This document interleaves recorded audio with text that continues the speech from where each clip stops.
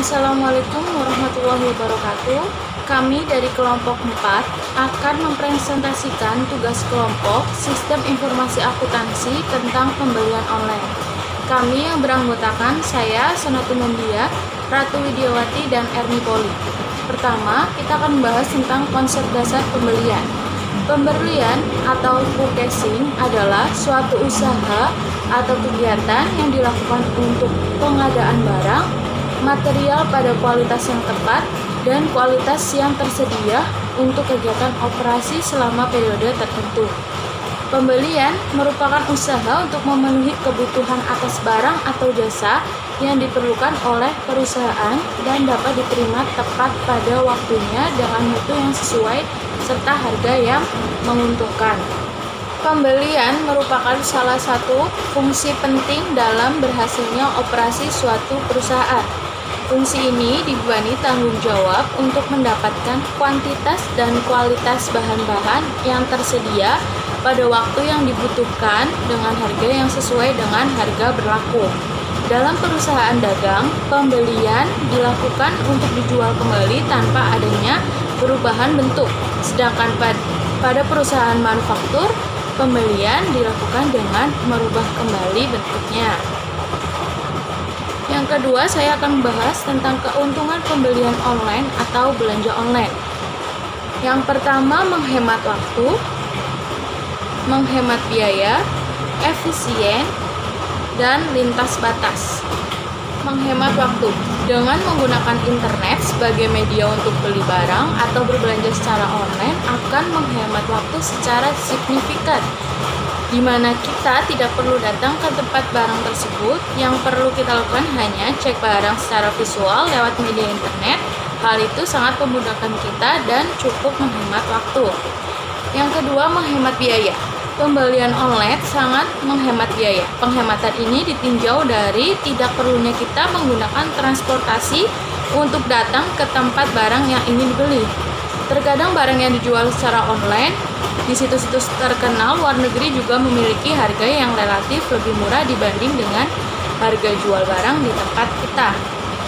Yang ketiga, efisien. Pembelian online sangat efisien karena kita bisa memangkas banyak tahapan yang biasa dilakukan saat membeli barang secara tradisional. Salah satu efisiensi tersebut adalah tidak perlunya kita mengantri di kasir untuk membayar barang yang kita inginkan. Tidak perlunya kita membawa belanjaan kita ke rumah karena dengan belanja online barang akan diantar sampai rumah.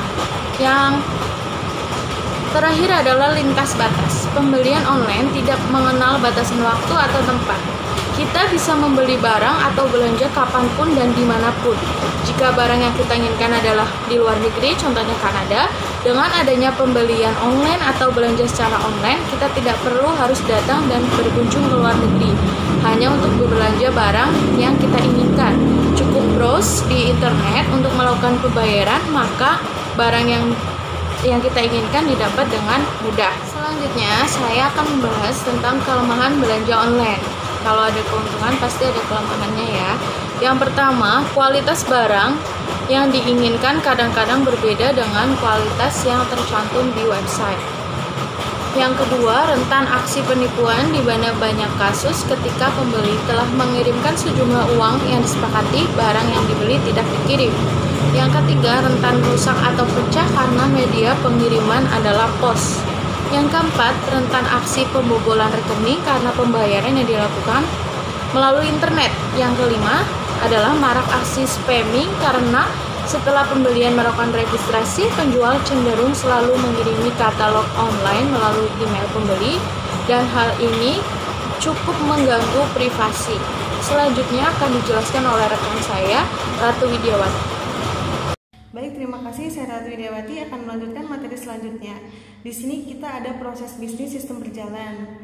Nah, untuk analisis sistem dalam suatu perusahaan itu sangat penting ya, karena fungsinya untuk mengetahui bagaimana sistem itu berjalan agar sistem yang kita buat dapat menghasilkan output yang kita inginkan dan sesuai dengan tujuan yang direncanakan.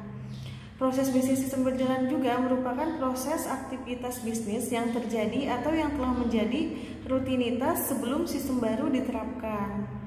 Nah, dalam kasus ini kami sudah membuat analisis sederhana untuk menggambarkan activity dari suatu use case diagram seperti yang bisa kalian lihat di layar. Ada dua user, yaitu pembeli dan admin. Kemudian untuk alurnya sudah dijelaskan, mulai dari login ke dalam sistem, kemudian session login, masuk ke lihat barang produk, input shopping, check out, dan konfirmasi pembayaran. Selanjutnya untuk yang admin itu ada tambah produk, update stok produk, mengirim pesanan pembeli, dan melaporkan pengiriman produk. Kemudian selanjutnya ada diagram activity sistem berjalan.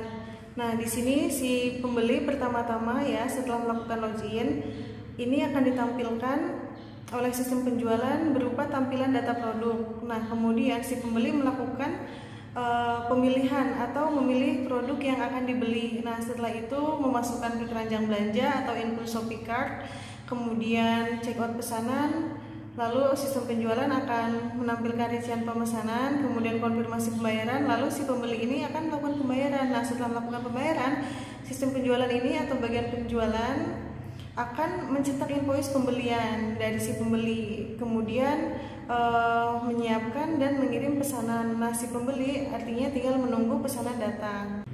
Selanjutnya di sini untuk spesifikasi dokumen sistem berjalan, kami memberikan contoh check out berupa dokumen masukannya.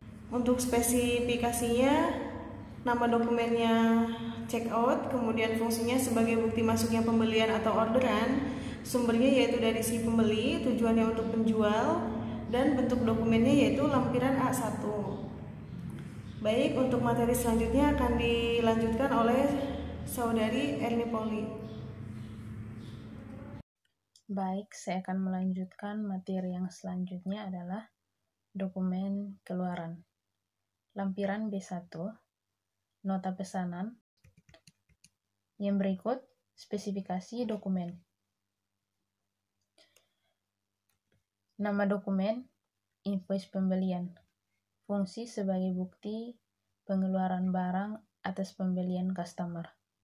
Sumber, penjualan atau keuangan. Tujuan pembelian. Bentuk dokumen lampiran B1.